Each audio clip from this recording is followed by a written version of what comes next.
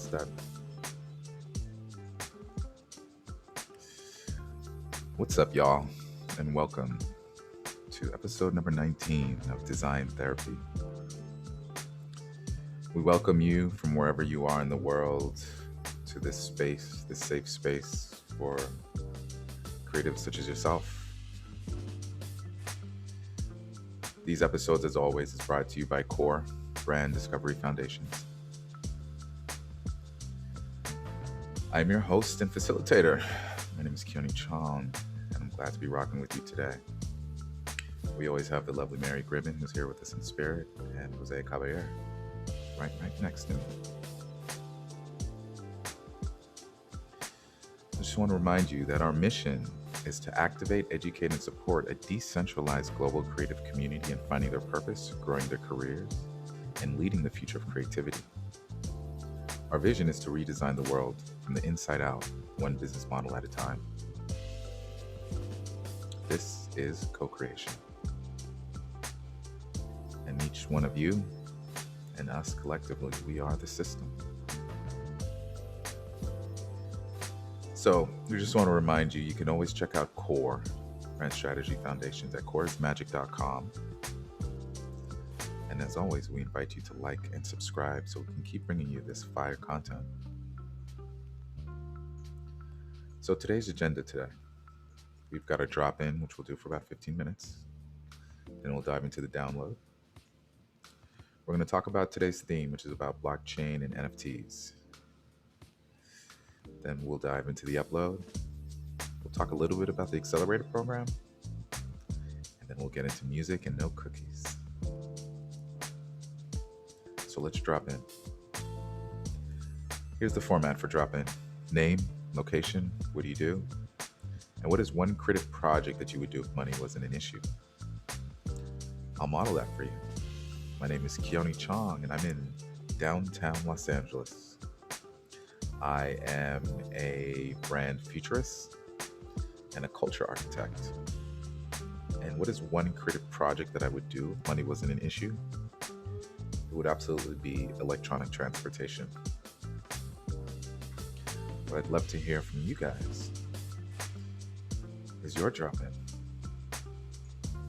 Let's open up the floor. Go ahead and raise your hands, y'all, and let me know if you guys would like to drop in. If you don't mind, Keone, I would love to drop in on this one. Drop in, Pape. Hello, beautiful people. My name is Pape. I'm located in Panama City, or as I like to call it, a small paradise in Central America.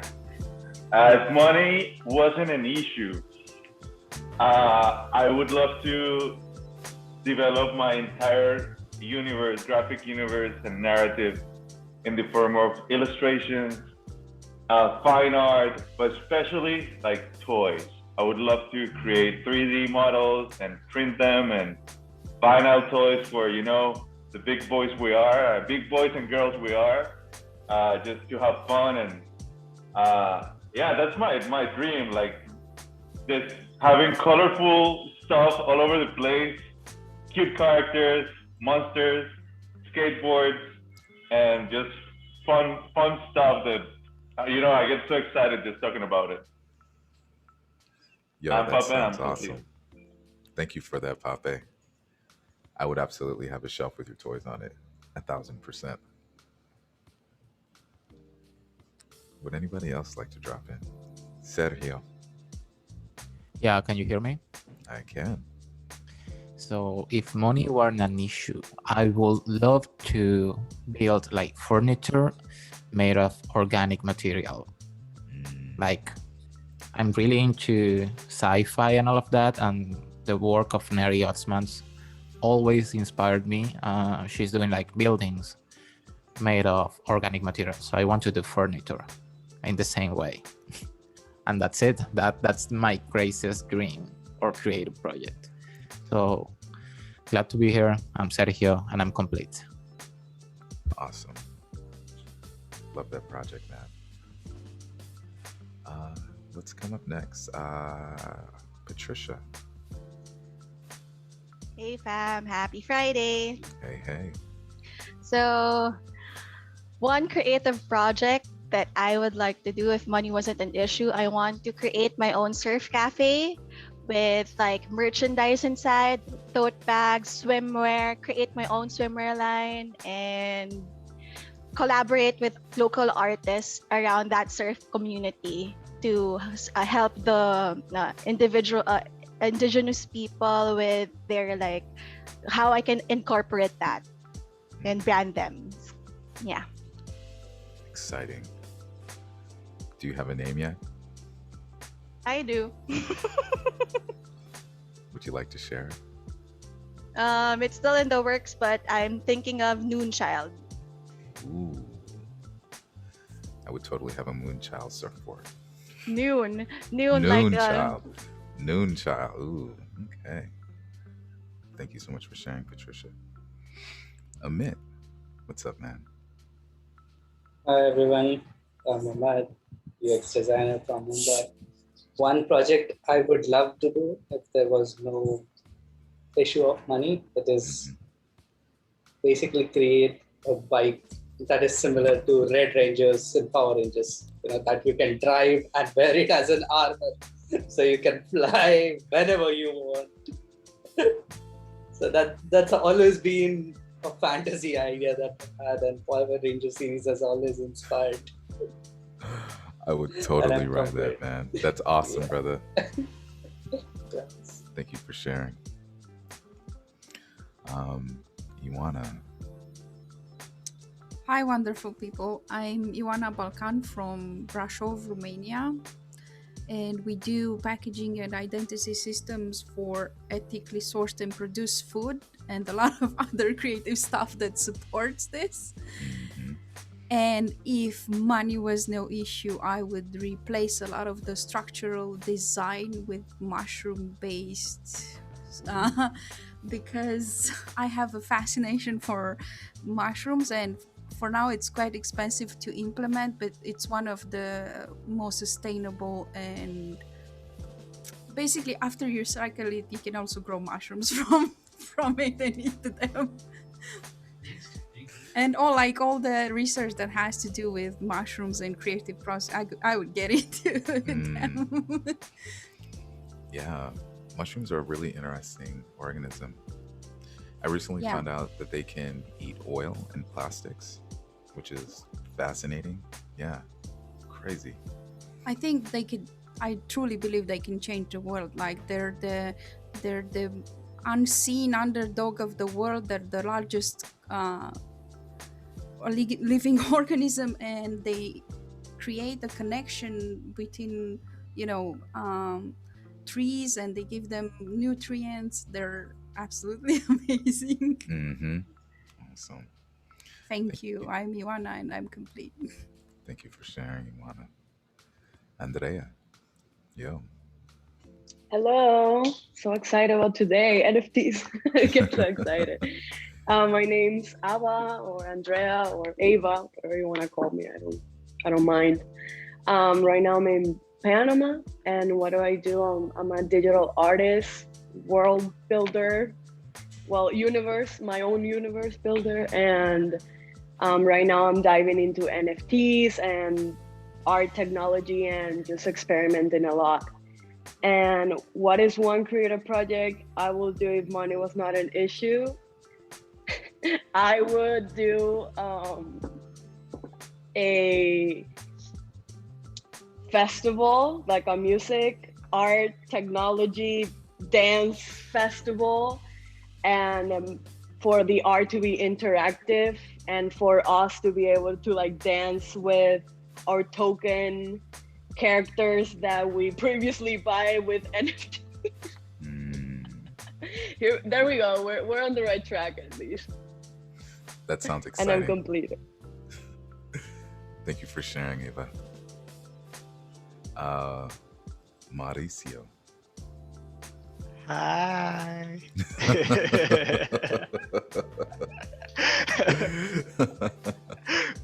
Woo! What's up, brother? Okay, so name Mauricio. I'm in Medellin, Colombia. What do I do? Strategy, I'd say. Like if I got to choose one out of many. And and something I would like to do, like a creative project. Sometimes I wonder if I started like the first agency and now like a more collective and all that just to make this. I would love to have a gelato company and just like make all crazy flavors and stuff and beautiful packaging and like, you know, this stuff you see in Behance that is like, it's like it looks yummy just by the design, like something like that. And like have like a beautiful place, like the restaurant and stuff, and like, yeah, that's it. So I'm Mauricio and I'm complete. Just share like my deepest dream, desire. Thank you so much for sharing, Mauricio.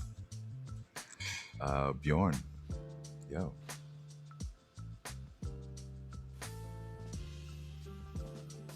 Yo, my name is Bjorn.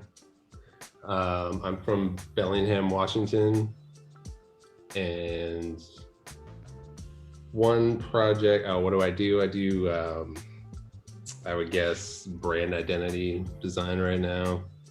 I figure I'll work into brand strategy and then maybe consultation at the end. If money was no object, it's hard to like go like realistic or just like complete fantasy with this, but I'll just go complete fantasy. I think I would like to do the branding or help with it for solar freaking roadways.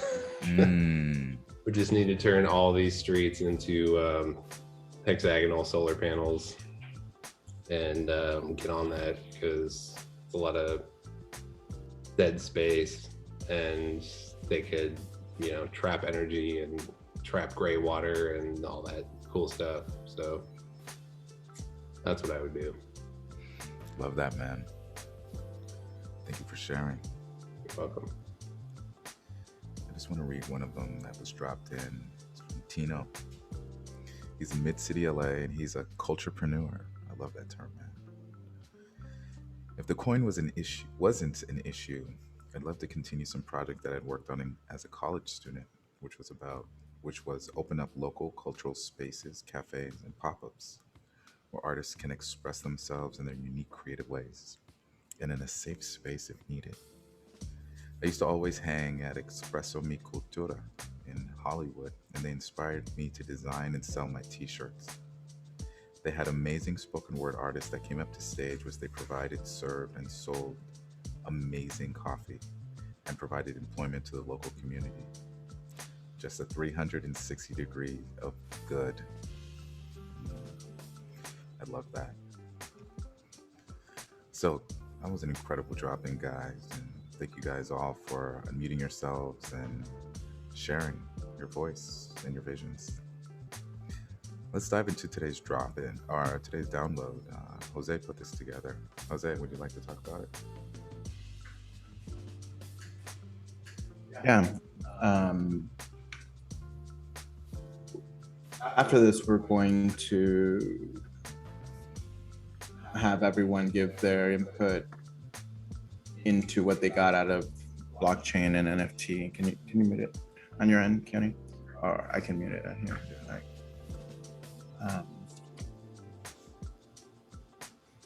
So I've been thinking a lot about this because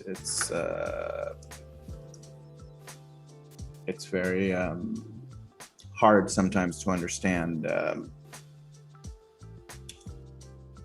and have distinguish between the technology and the intent or what it is that it's happening. And I'm trying to figure out how to share that story, but I'll read the quote. "The promise of the blockchain is one of living without fear, inequality, and control of your soul.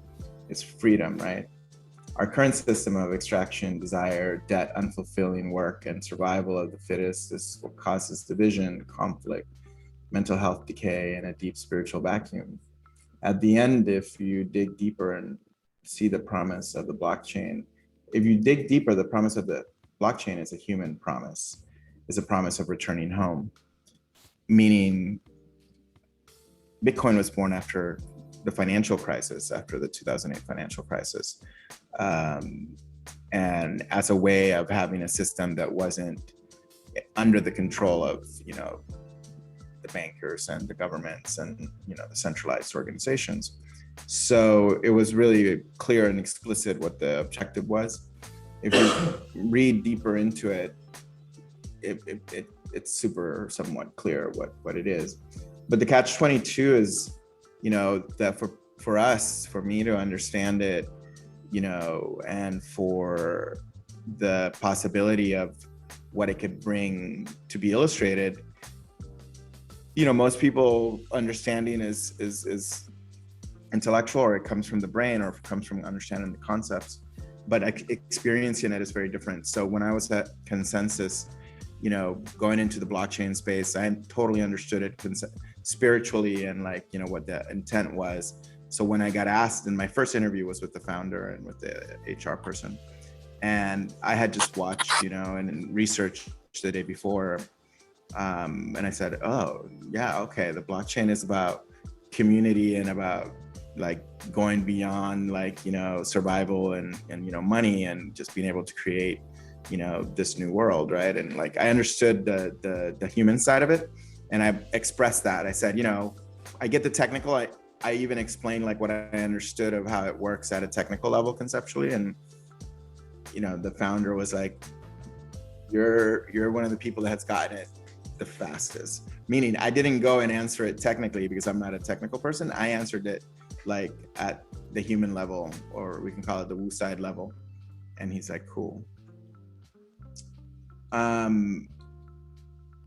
The only way that I was then able to, so governance and how you make decisions and how you have equitable compensation and people get paid, all those kind of things, is one of the things that, you know, models or systems provide. So by that, I mean, like, you know, you get paid this much, this is your role and your responsibility, you know, you're an employee, like, you know, at will, like, you know, this is how we do feedback, this is how we do, you know, discipline and mediation, etc. That's, like, how we all know how to work. In a decentralized organization, we were trying to figure out through organizational development and the work that was being done in that capacity, how to do that for this fleet of pirates globally. I was the 100th person around there when I was hired. Within 7 months or so, that was by December of that same year, 2016, I think, it was 1,000. So the hiring had been super massive and super fast. So catching up and trying to figure out how to get people not to fight and to act toxically, or, like, just like what people's natural behavior would be, was super difficult. So I ended up flying around the world to solve some of the conflicts between people through facilitation, through values, through all these kind of tools. But it was super clear for me that I just didn't have enough of the tools. I was really out of my depth, and I wasn't going to pretend that I wasn't. So I started hiring, like, you know, people to do communications training, feedback training, all these things. I produced the retreat. Like, I was, you know, trying to really figure out, how do you get a system this big to workability? And I knew that the answer was, you know, on the personal development side, and some of those things, people in the corporate or in the work world, there wasn't comfort, especially from developers and very intellectual people, to bring in, like, or to do some of the things that I was thinking. So I said at the end, you know what, F it, let's build a Burning Man camp, because I had been going for 4 years at the time, or 5 years at the time.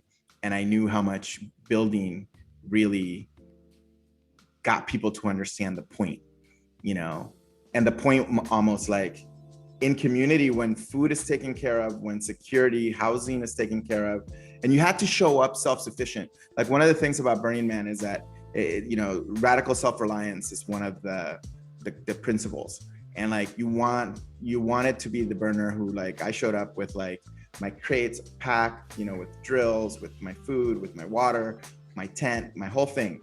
You had all of it self-contained so that you didn't have to depend on anybody, but so that you could also give. And it wasn't like, you know, I was living in the Hyatt, but it was, you know, a very It's a nice setup. It was a nice setup. And once all that's taken care of, then the rest just takes care of itself, right? Because baseline, you can survive. But building taught me everything. I got yelled at by Lucifer, the camp lead. I started like taking over and like doing this, and I said, this is what this should be, and it should be like this. And he just came over to me, stop. And he said, you're a youngin' and a new one here. And he got this person who had been with the camp for like 3 years, it's a huge guy from Samoa. Do what he says, help him, you help him. The next year, that was my first year, I got my ass handed to me.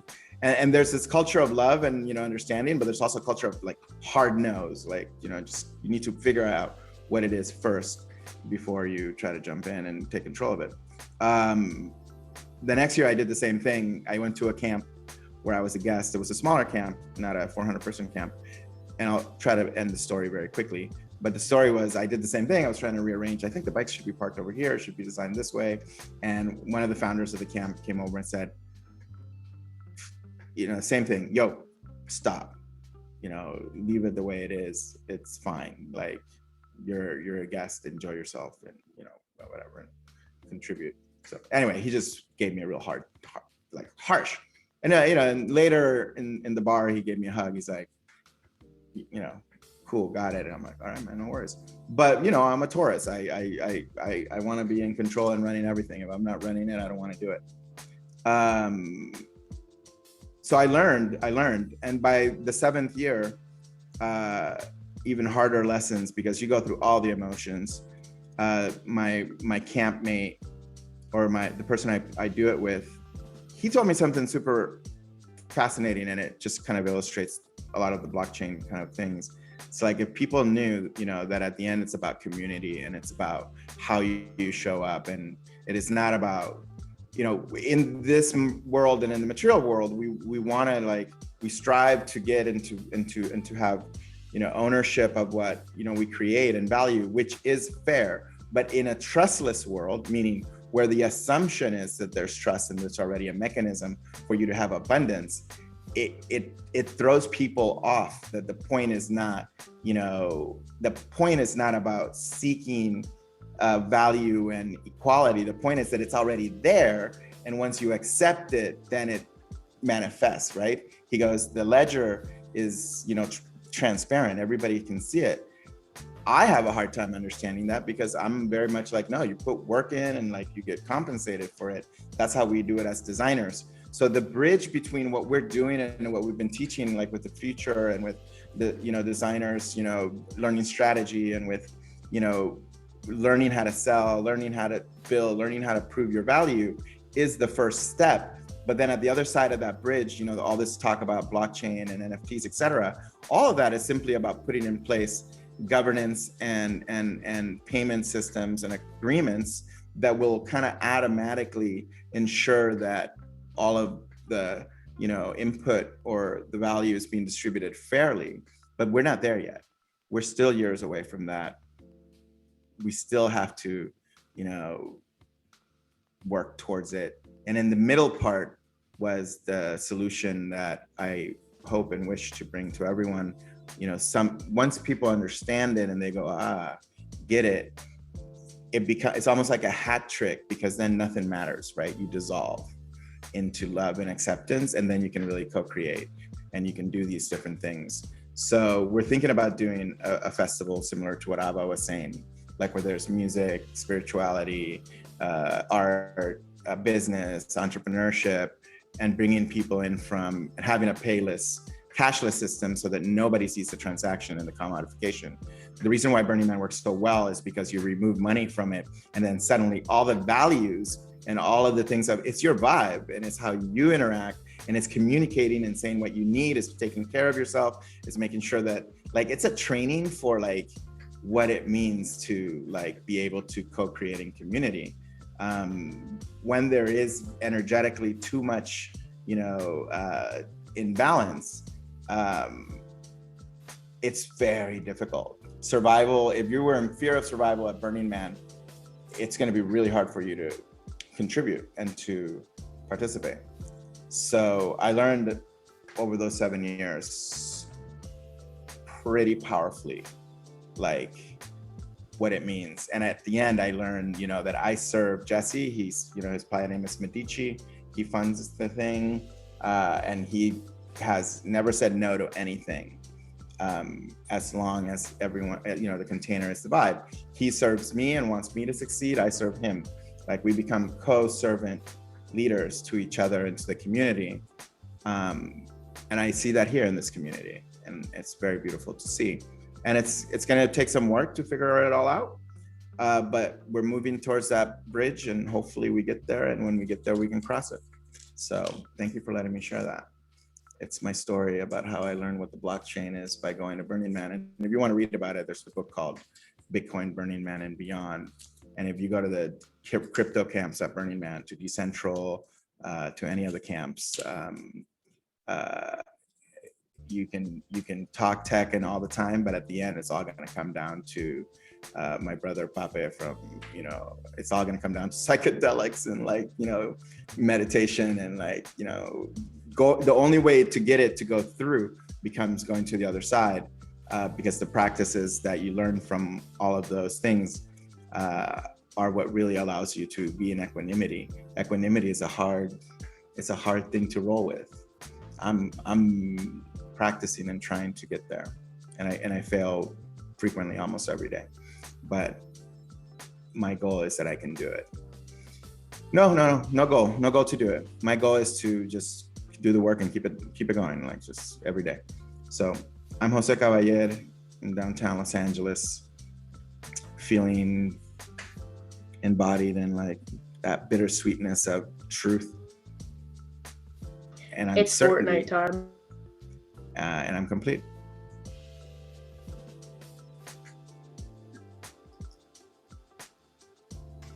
So I want to open up the floor, guys, and I'd like to talk a little bit about Jose's his download and what you guys got from it. We have sorry, y'all. We've got a few folks that have been jumping in and being disruptive, and we're handling those. Thank you for rocking with us. But we want to keep the conversation going around blockchains and NFTs. Floor is open. What were your takeaways from the conversations this week that we've had? I'm really curious on the input.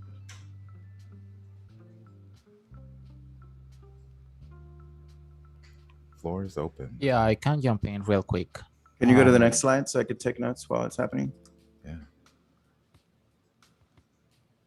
Okay. Should I go? Yeah, dive in.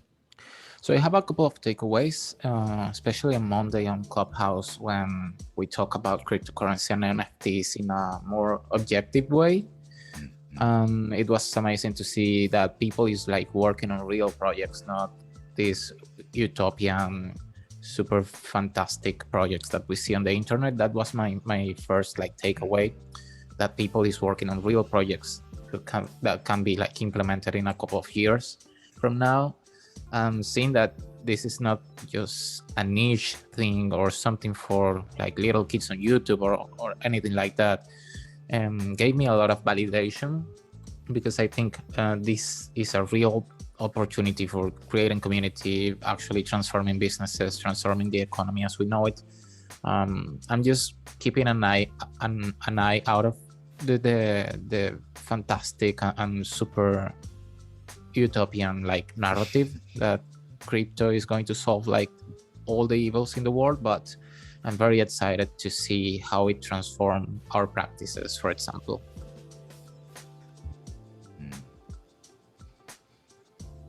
So to be able to see it in practice.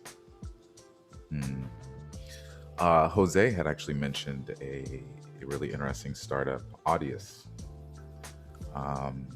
Jose, can you talk a little bit about Audius?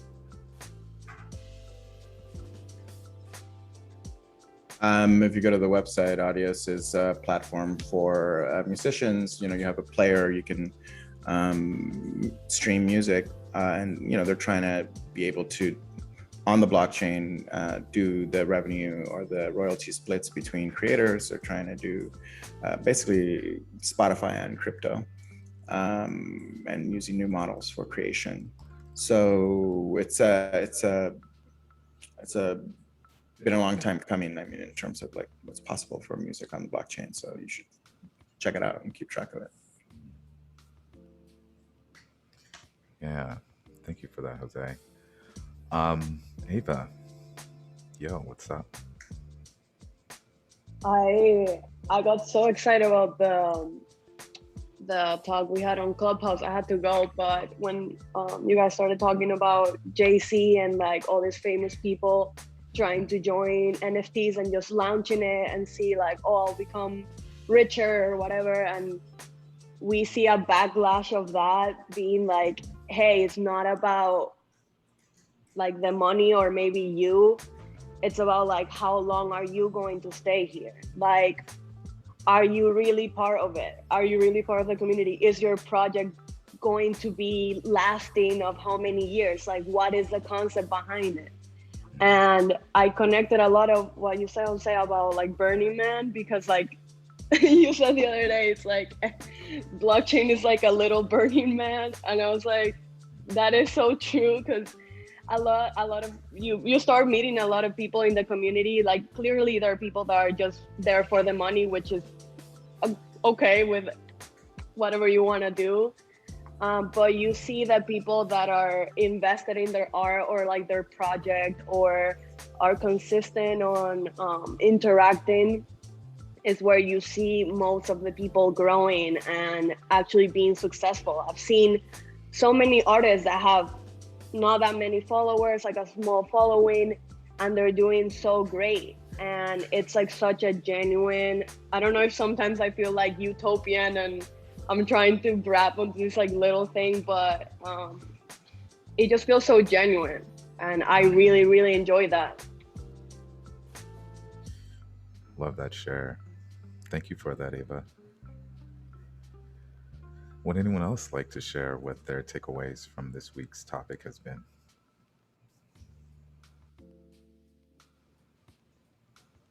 Yeah, kind of related to what Ava said. Like I've always been interested about like the NFT and doing and releasing one, but I know like I'm looking for long-term success, and I know like the key that I want to use in any medium that I express myself, if it's a mural, if it's NFT, if it's through t-shirts, it's the storytelling side.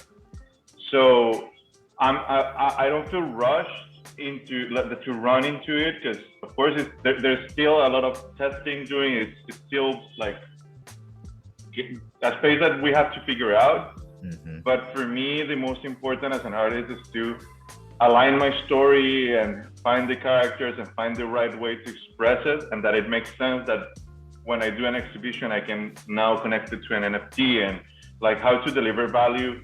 Because at the end, if we see the customer matrix and it's just another revenue or awareness objective, you know? It's just that. And at the end, as a brand, like I want to cover as many ground as I can, but the most important ground that I'm looking towards right now is my story. But of course, it's so interesting to see how NFTs validate the exchange of digital assets. That is something that with clients and illustration, it's so abstract. Like, oh yeah, I send you a file, and it's just a digital file, and you own it. But that sense of ownership has never been there.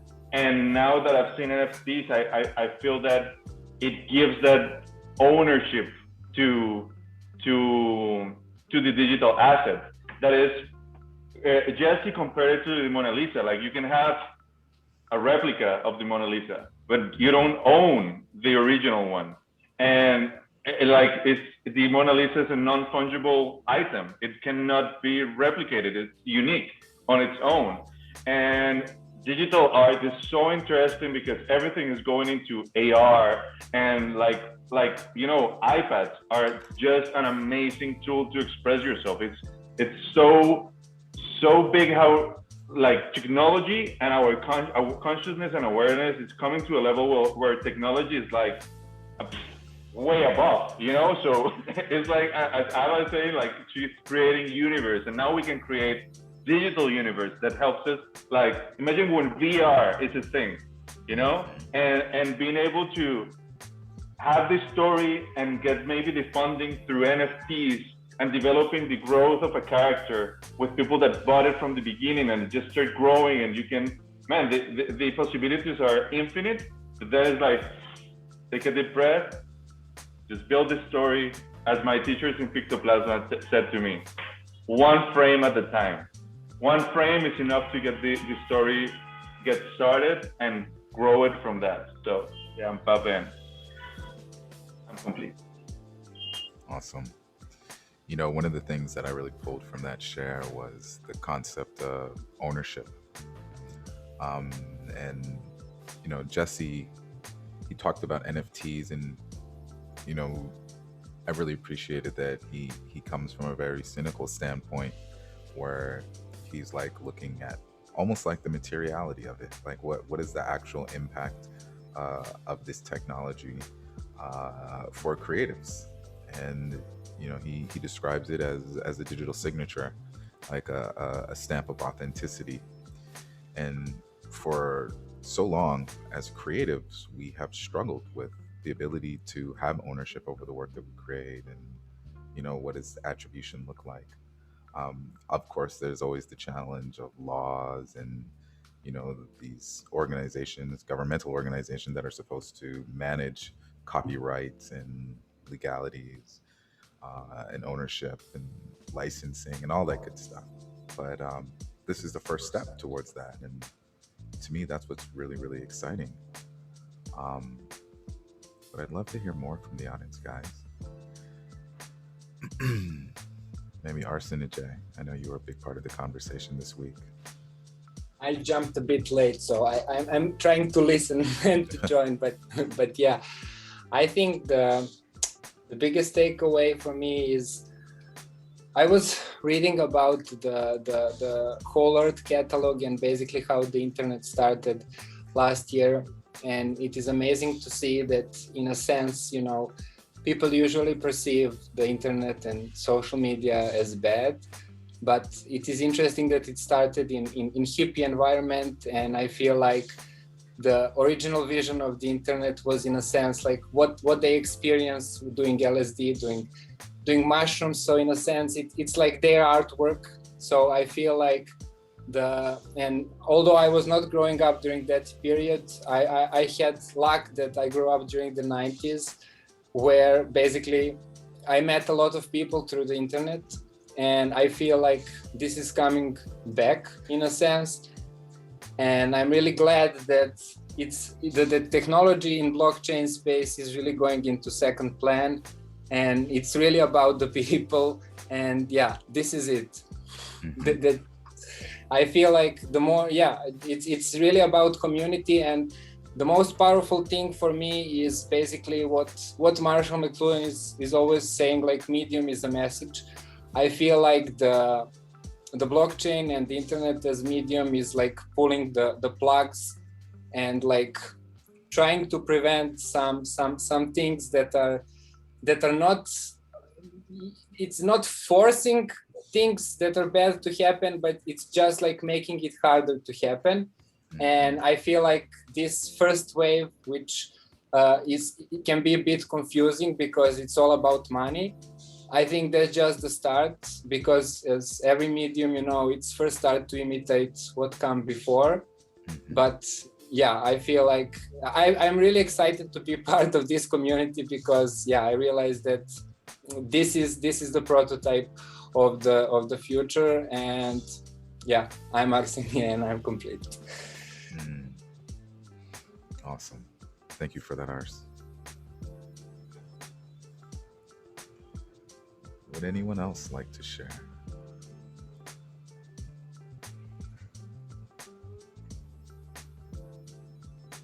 I would. Go ahead, I was Iwan. typing in the chat, but I realized it's pointless to type and just say it.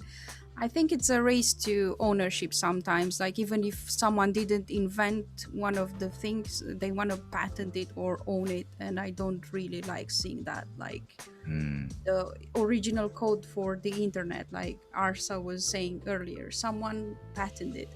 I saw auction houses trying to institutionalize it very quickly. They jumped in as soon as people crap that worked for how many 13 years every day to get this, and it's still like, it still feels like a territory of the rich and famous, like Bjorn said I think earlier, where you're already famous, you get into it, you earn even more money.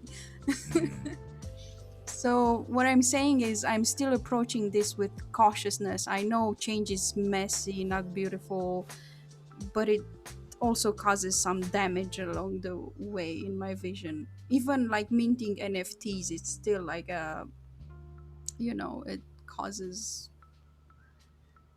global warming in a, you know, a more complicated way, how it's Right. tied into. So I was so excited when I first heard about it, but then I started actually researching and understanding what it is. And I've said this before, it feels like there's a lot of crap out there, and sometimes we just add a bit more crap in a vast world of, you know, like all of a sudden everyone can leave a mark on something, and I don't know if that's always the best way to do things. Like you in a forest, you see when someone scratches a tree and says, you know, someone was here in 2000. It feels a bit kind of like that sometimes. But also at the same time you have, you know, the opposite of it, of course, the opposite side, where it's doing a lot of great stuff, like integrating it with educational organizations or people that care about the environment. For me, it feels like it's not yet sustainable, and in the blockchain space where it's cryptocurrency, there's so many of them. How would that work? Like to like not even the countries in the world have so many types of currencies.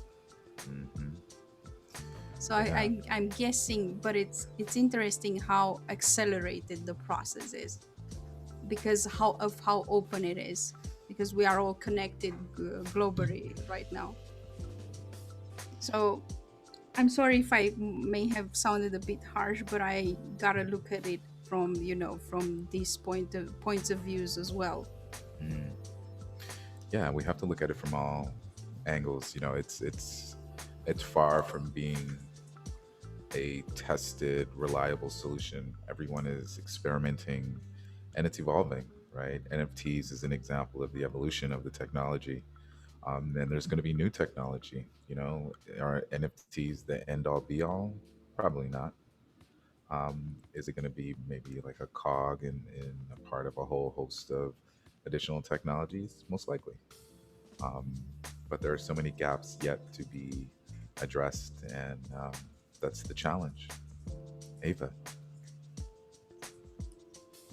I really love this topic too, because when I started diving into NFTs and blockchain, I started researching, and all this like information came out from I don't know where about like the environmental impact, and clearly I was like, there has to be something here.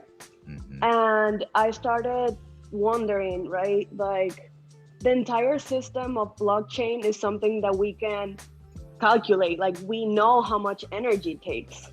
Like we as a society, we could create or fix or try to find better ways of doing that, which I think that sometimes the things we're doing right now, like I don't know how much energy it takes to print a dollar bill.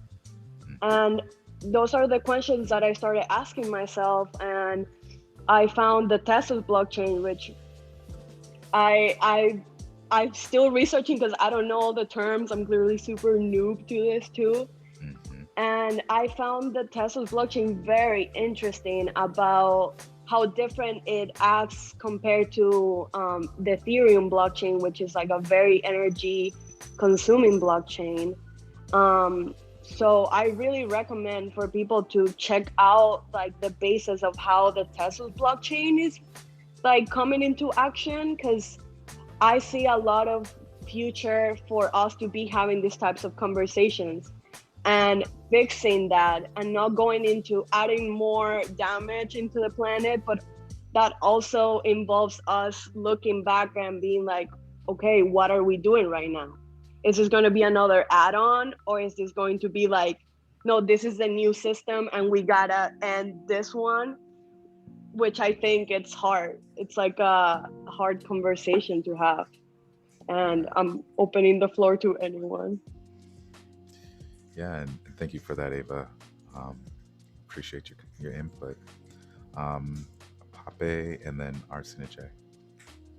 Yeah, actually, a lot of thoughts came to my mind when Eva was speaking, because it's hard to talk about this topic because we have a vision or an idea of what the future might be with these tools, because they are just tools, you know. And but seeing the progress of the internet and how companies were using branding and marketing just to sell and produce and fit this capitalism, not capitalism, but just fit a system that is just about consumption and fitting through the external. It's something that's been going on, and like that's the system that is on place right now. And now through social media, that is like, okay, they release internet, but suddenly creativity starts flowing, and we get Instagram, we get Twitter, we get YouTube, and suddenly the power is given to creators, like create your content. And now you as a creator, if you're an artist of any kind of job you have the ability to broadcast to the world and reach as many people as you can and sell. That was something that only really powerful corporations or rich people could do when they were able to pay for attention, because that's the only thing we're getting more democratized is attention. And now with the crypto and blockchain, what I'm seeing is that validation for us as creatives to do the transaction. And like as you said, the digital recognition of our work, when digital is something that is so new for us, that we're used to physical assets. And even though intellectual property is something that's been going on since the pirates, you know, and since like colonialism and all that, like it's hard to grasp from the idea of intellectual property for digital assets. And I feel this is I'm not sure if it's the last, but yeah, it seems like the last tool for creatives to really enforce and leverage the will. Because if we get the power to like contracts and how to charge for our work and how to enforce it through like a digital like encryption, and we are the ones that are creating the campaigns for bigger companies, and we're the ones creating value and bringing the broadcast and bringing all this, like it's all up to us. Like it really is a responsibility that lands on you, on who you want to work with, how do you want to enforce your work, the vision you have. So it of course, what we plan later is not having that big consumption, and technology is so exponential that it's just next year will be 10 times better than this year. And with quantum, like the next big leap, we don't know when it will be, but it's quantum computing. And once that lands, it's like even crypto, it's in danger, because a quantum computer can figure out the algorithms like in a blink of an eye. And so I'm not sure, but it's really exciting to know that the power is more democratized through these platforms, and they are just tools. And you know, if I produce a toy, I will have to use plastic, and I will have to transport it, and I will have to, because I live in the system, and the other option I have is going to the inside of Panama, building my own community and being self-sustained there, and not getting like involved in how society works.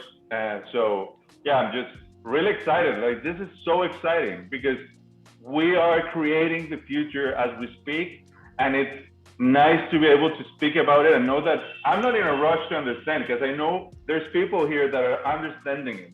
And once I'm ready, I will be like, okay, guys, let's do something, and we can all create it together, So I'm Pape. This is awesome. Yeah, you touched on a couple of things that Jose and I were having a conversation about earlier, which was about creative attributions, right? Like as a creative, the right to your work, and then the governance. Like, what does that work and that value look like inside of an organization? You mentioned, and there's actually a case study that comes directly to mind. Over the pandemic, there was a hot meme around chicken sandwiches, for a chicken sandwich, or for a company out here in the United States, Popeyes. And it was two young black social media creatives that came up with the ad that had built this virality behind it. And the company, Popeyes, took the work from the two young creatives, and then they got all of these awards, and then immediately fired them and hired another agency. And the creatives were like, we did all this work, and it was our cultural creative, right? It was the work that we brought. It was unique to our culture. And that's what allowed for it to like tap in and have this impact. And for them just to get let go just like that, just because the company was like, oh no, we're going to move on. And like, I think about that all the time. And, that's, I think for a lot of us, who have worked inside of large agencies, we kind of feel like our creative output is like extracted, right, and sold to the highest bidder. It's sort of a trepidation that I have in working with agencies, other than being, like the token black guy in the agency, because equity and inclusion and representation is another component of that, which the democratization of this technology affords us, right, greater opportunities. But yeah, Pape, really powerful takeaways, and thank you for that. Arsen, Jay. Yeah, I have two thoughts. First for Joanna, and then for Andrea. For Andrea, Joanna mentioned it that it's crazy how much diverse the space is, and I think the blockchain, the same way the quantum physics has like mindfuck, I think it has like two Trojan horses that has a lot of potential. And the first one is, I think, regarding the whole thing about scaling. And although some networks are solving it, I think in the nature of the blockchain, and it's teaching us how not to scale, and that scale is not the point, because I think the scale at the end is creating like same, but it is to me, goal is to more create like diverse things and then to be part of the whole. So I think that part regarding the scaling and the whole, like, what should I follow is really interesting to see how it's developing. And the second part regarding the whole environmental issue, I think that's also the Trojan horse. Because first, it's crazy to see a lot of artists that I follow on Twitter. There's like really war starting around that, and that's crazy. But I think, in a sense, blockchain is like starting to engage energy from people and conversation around some topic that is important.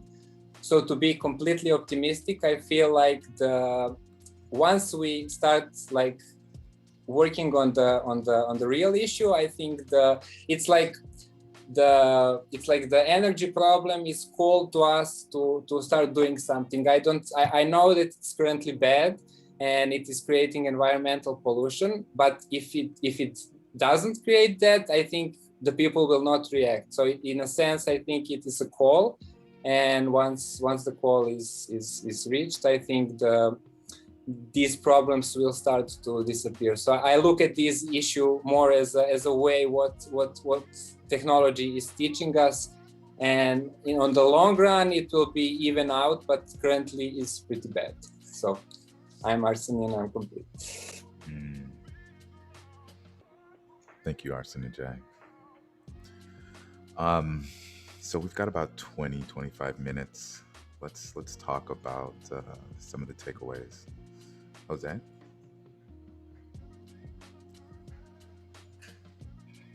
The summary is I like what everybody saw. It's interesting to hear the conversation from the reflection of us. It's great to have you here, and your energy of understanding what's going on. From this and synthesizing what we said at the beginning in the download, this idea that you have a bridge, which is, inevitable abundance that we're moving towards, right? And that's based on community, that's based on shared values, that's based on a container of safety where no one is worrying about survival, and now you can work on what you want, right? What you love, on self-expression, on, joy, on growth, on relationships. Which is why everyone pursues money anyway, meaning like you want to have money so that you can have a home, so that you can have a family. It's not easy to have a family here in the United States. It's very expensive.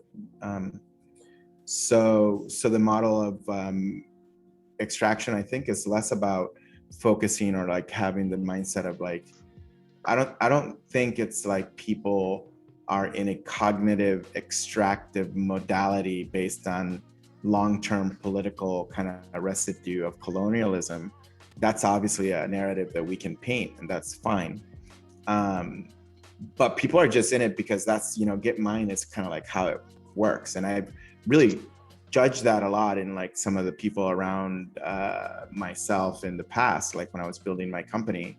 And as I've maintained those friendships and seen the different aspects of it, I realized that, it's ultimately less. It's more about, all of us being clear on what we need to baseline, survive, and thrive, and then figuring out how to work together collectively to do that. So the majority of us here, it's really great to see how, Patricia is working with, Scola on a project, how Mauricio and Adriana are really connected by their values and by what they're doing, and and working. And I'm sorry that I'm calling you guys out for working together.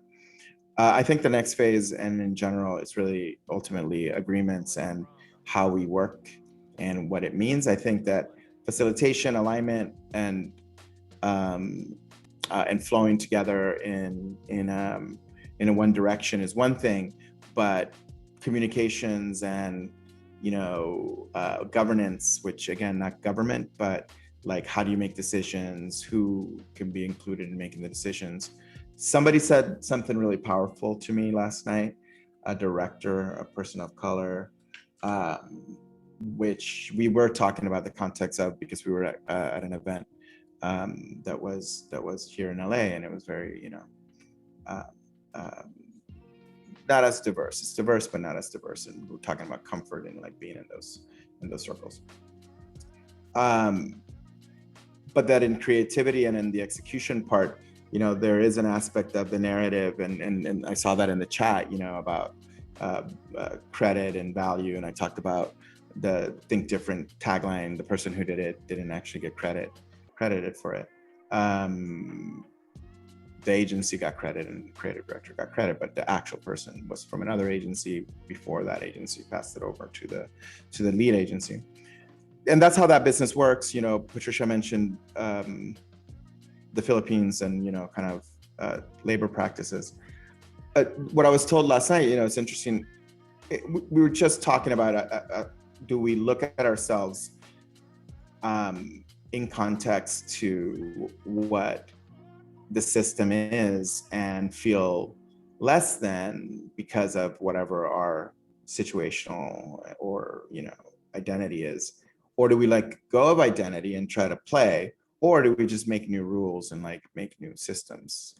And for me, it's been about always leveraging the strength of what I can do, which is usually just bringing people together and really creating really great collaborative environments.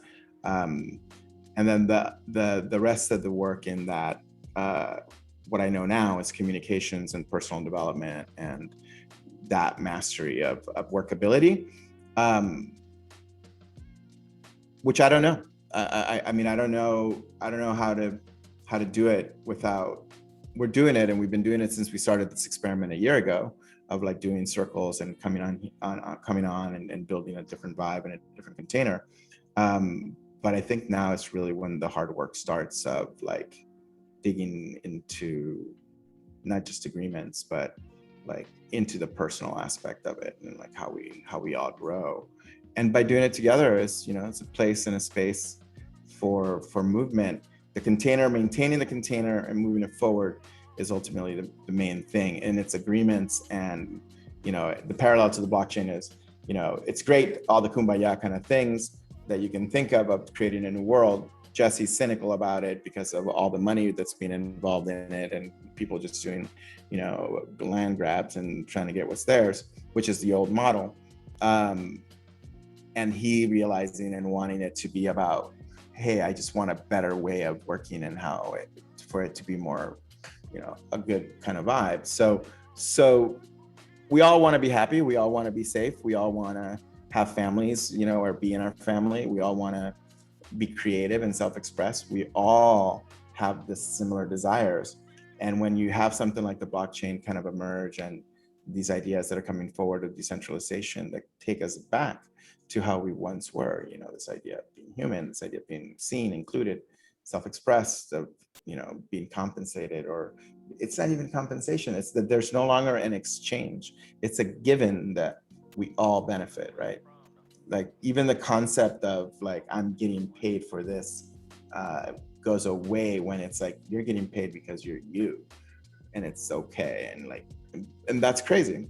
There's still work and there's still output and work product and there's still attribution and credit as to who participated, but we made this, right?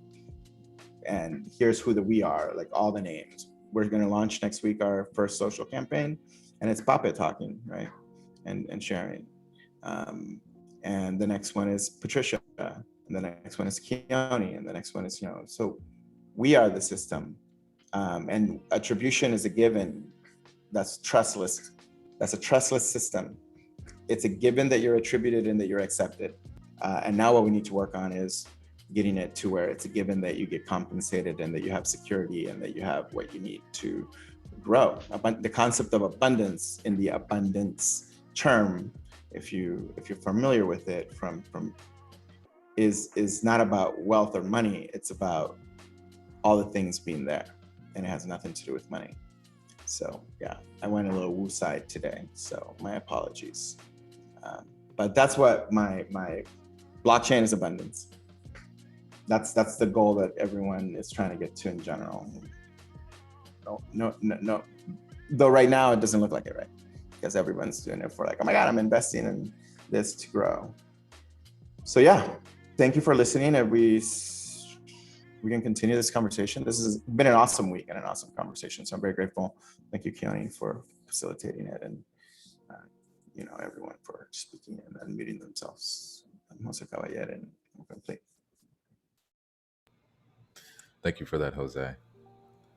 So let's dive into today's upload.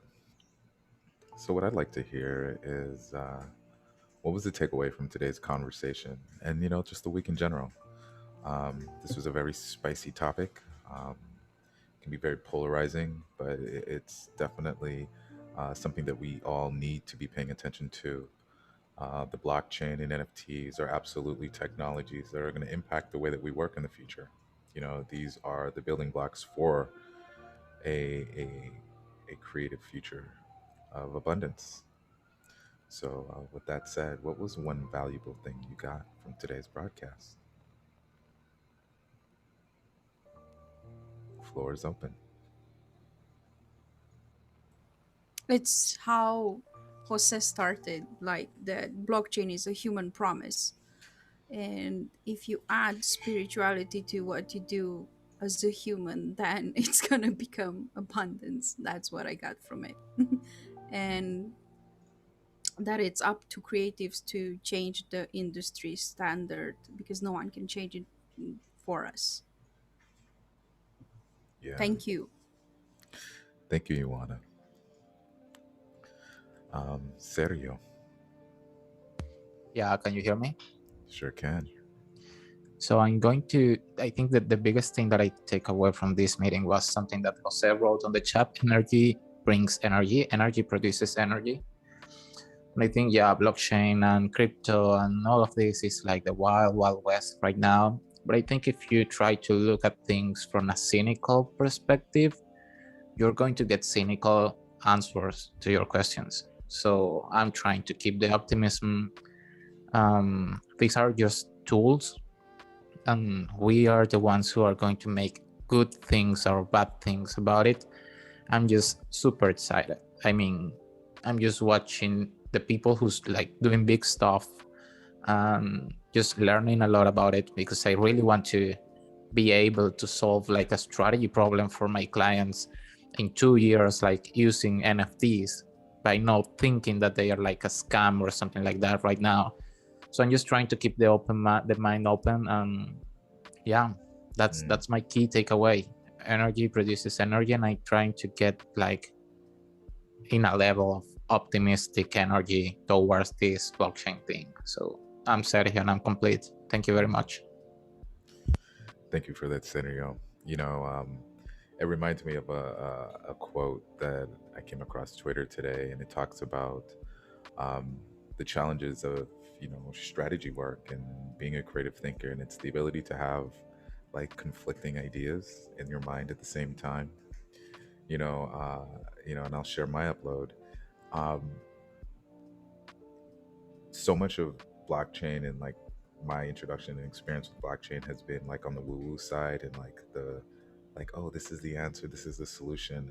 But I don't really get a chance to hear very many cynical perspectives around folks who are actively operating in that space. And that was one thing that I really appreciated about the conversation with Jesse, was being able to hear like one side and to hear the other side, and to understand that it's a threshold.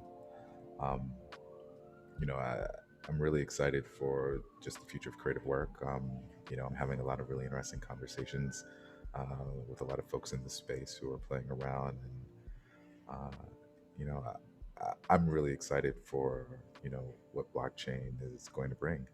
Um, and I say that from a cynical and a non-cynical standpoint.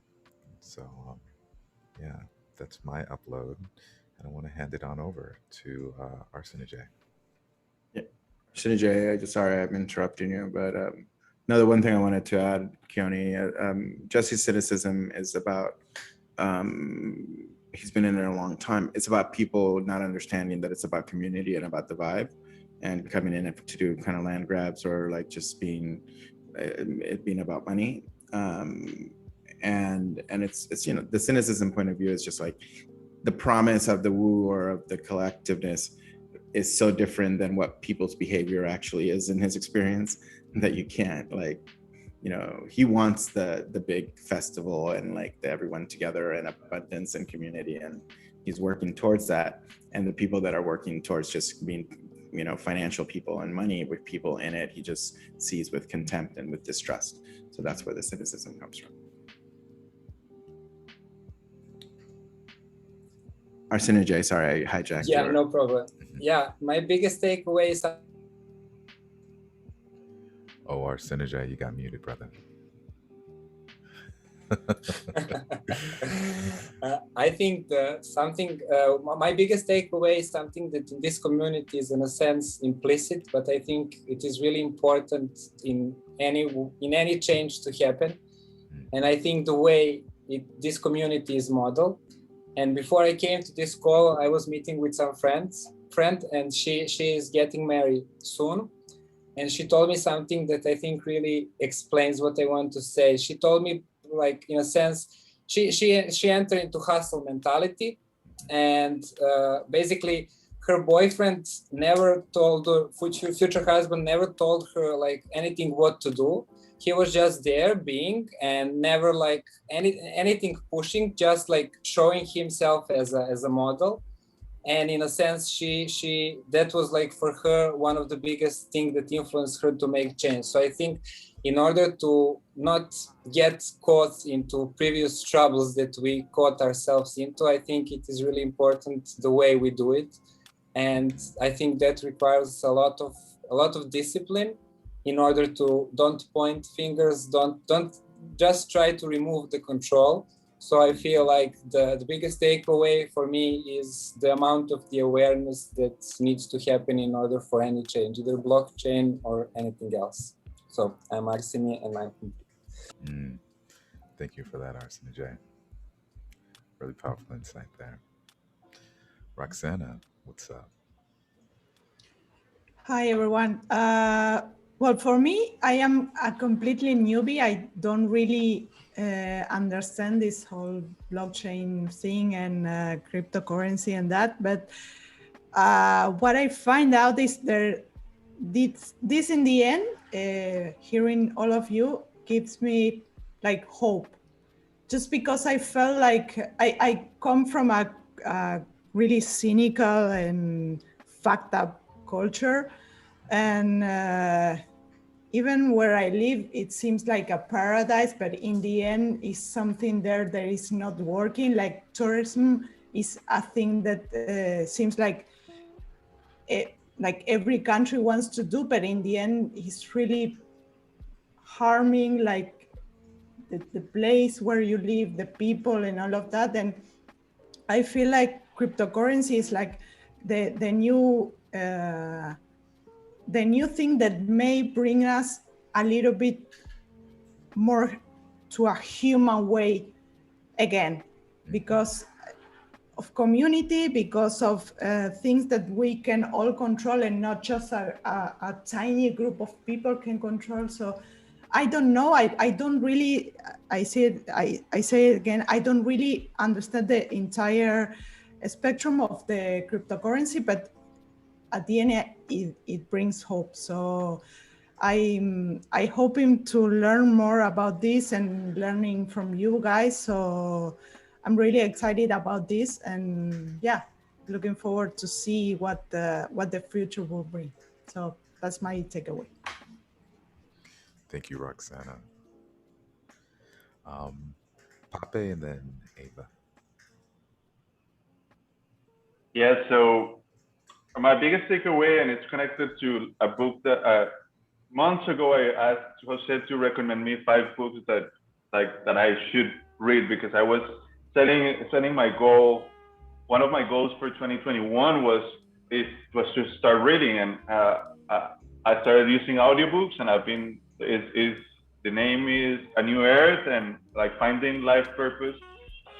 And it's so connected with what the cynicism with Jesse, what you were saying about Jesse, and that we're all facing like this reality and this awareness, and of course we experience it through our identity, you know, and we're taught to identify by having something, by ownership or by gender or culture for a country, you know, all these concepts that are man created by other identities, that it's just placed on us, and we've been evolving as human beings in this same collective consciousness, that we come to this point where the hard part is to let go of the elusive ego, to let go of like the narrative that is going in your head, and that's why it's so difficult to grasp into, oh, will I do some work without getting something back? But then how do I identify myself if I'm not owning what I'm giving? But at the end of the day, like that is just an illusion. And you know, reading this book has been like, it's complicated. I think actually the reason I'm so tired, like at the end of the week, is just by grasping this concept and like holding them. It's so hard. But something else happened, and is that I'm feeling so generous with my work, and I don't feel this sense of ownership to my work. And I don't care how much my clients are paying to me now. I just really want to do my best job and like collaborate with them, because at the end of the day, my rent is paid. and I'm growing and I'm learning and I'm getting so much from clients that they don't even know. Sometimes I'm just learning with them and they're paying me to learn, you know. So it's weird and it's complicated, but it's and as Bjorn said, a pen is just a pen, but you can kill someone with a pen if you're crazy enough. And I just see blockchain as another tool.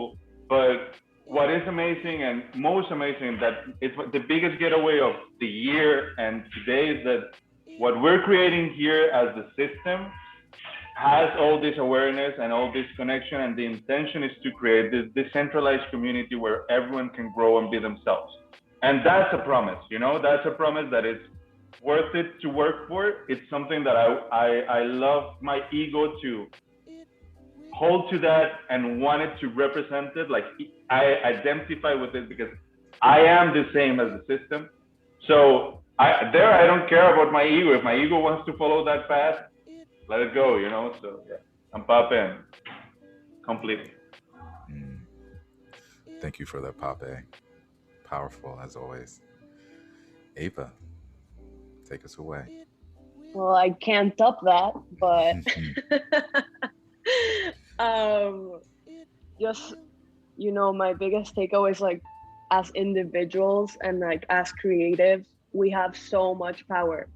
Like, the main thing that we do is create. Like, we create. And you know that, like, I think it was Pape that said how, you know, we don't know where it's gonna go, and the technology is just gonna go and go and go. And for me, it's overwhelming, and I get really anxious about anything. So imagine thinking, I'm like, what? I'm using this app, and the other day is gone. Like, what am I gonna do? And what calms me down is focusing on my project and like my creative thing. And I'm like, this is my thing. Like, and no matter if I'm using blockchain today and then tomorrow I'm using, who knows, like molecular, like who knows, and we grow mushrooms and we live in a mushroom, like, it's still my project. And there's such a magic about sharing that. And it's been awesome to connect with other people who also feel like that, because sometimes it can be hard to feel alone. And then like, oh, I'm crazy and like, this is never gonna work, and talking about everything we've been talking in the chat. And I am very cynical and I am very negative, and it's something that I'm fighting, because I'm like, it could go so wrong, but it could go so right too. So the only thing that I have is like right now, and that calms me a little bit down. And I'm completed. Thank you for that, Ava. Jose, any last thoughts before we outro? I cannot add anything to that. I just want to express gratitude. I want to say thank you to you, Keone, for who you are and the growth and the challenges and all the things and just the journey. It's like one big trip, to quote Pape. And just listening to the conversation, and to Pape and to Sinajay and to Ava and to Roxana and to every single person, I'm like, oh my God, it's so good. So yeah, thank you guys for inspiring me. Well, guys, was I on mute through that whole thing? No.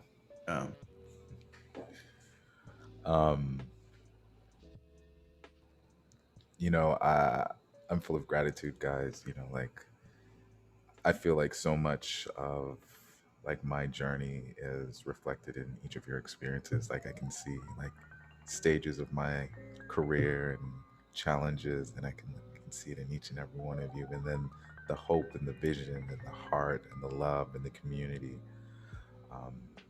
so ever present. And I'm always surrounded by gratitude whenever I'm here and in the community and in service to you guys. You guys are the reason that I'm here, the only reason, you know. And so let's move on and an outro. Just a reminder, guys, that we have the Accelerator program, and we are accepting you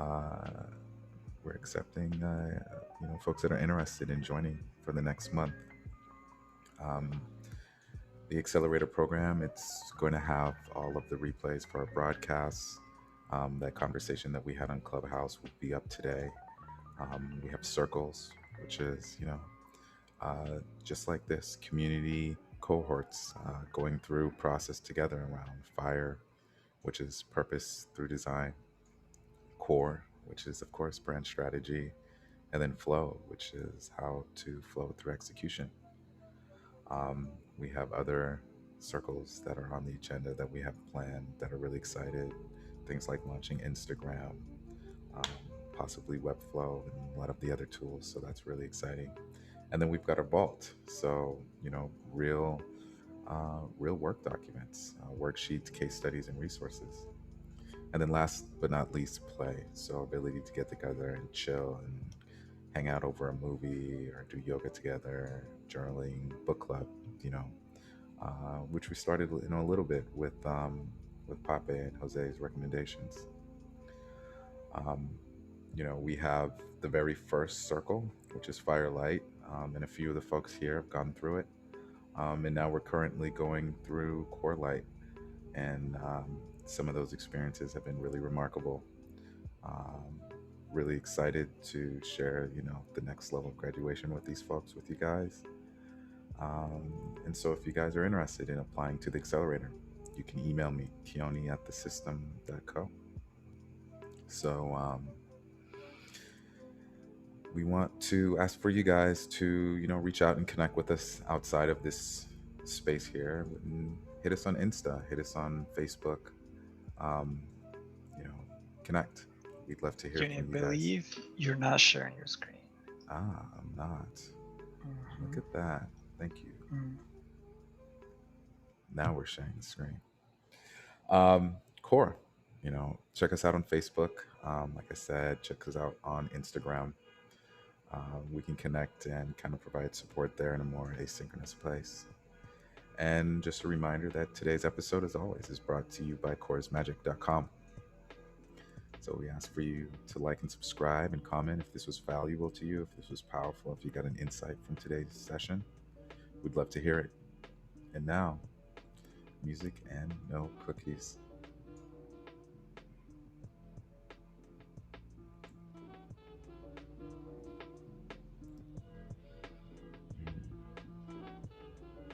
Before people start dropping out, I'm going to share the new Discord channel in the chat. Yeah. We on Discord, y'all.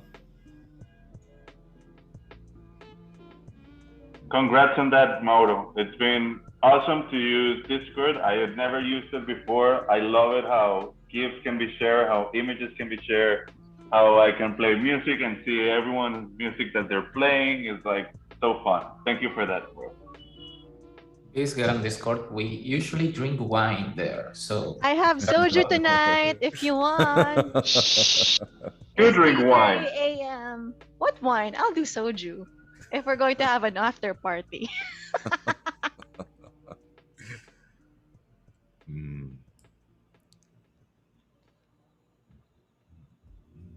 Let me show you my new plants. Look. One of the new. Look at that. Is that a fig? That looks like a fig, huh? Dude, that's a dope plant. I mean, Sergio, I'm ready if you are. For what? You didn't say it. I drank wine. Wait, Like are we last going to time. do this on Discord?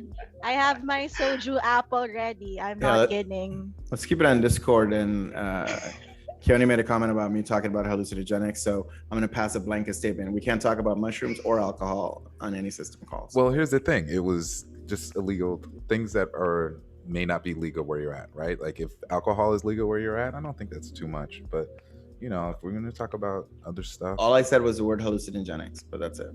Anyway, but I'm joking. We can talk about anything. Substances. Yeah, substances. Yes. We're gonna keep it legal. Soju, yeah. It is sad that alcohol is legal. And other things. Cookies are legal. Cookies are legal. Cookies are totally legal. Sugar is legal. Oh my God, and it kills, yeah. Any plant lovers here? I have a calathea that is a bitch. And she just has a really bad attitude. And I gave up on her. I don't know, Pape. I have the same problem. Like it's dying. My galette. I don't know what to do. The only thing I found on Reddit was like the only thing wrong with calateas is their attitude. That's the only advice I found on Reddit. I think I have like 40 species of plants in my apartment. That's crazy. I have a little plant. It was actually a branch that broke off of my buddy's place while I was staying there, and I planted her, and she is growing crazy. Like this week, at the beginning of the week, she dropped off like maybe 3/4 of her leaves, and by the end of the week, she has like 4 new branches, and they've all regrown. It's wild, and this is just in a matter of a week. We call an uncle who loves plants in the Philippines plantito. So you're in. Yeah. So if you're an aunt like me who feels like an aunt, plantita, yes, you got that right, Tino. Got it. Hilarious. So Pape is a plantito. Alrighty, guys, we're gonna drop out. Much love, y'all. We love y'all. Take care. Much love. Take care. Ciao. Happy weekend. Take care of your Bye. plants, y'all. Give them water. Bye. Bye. Yes, I'm gonna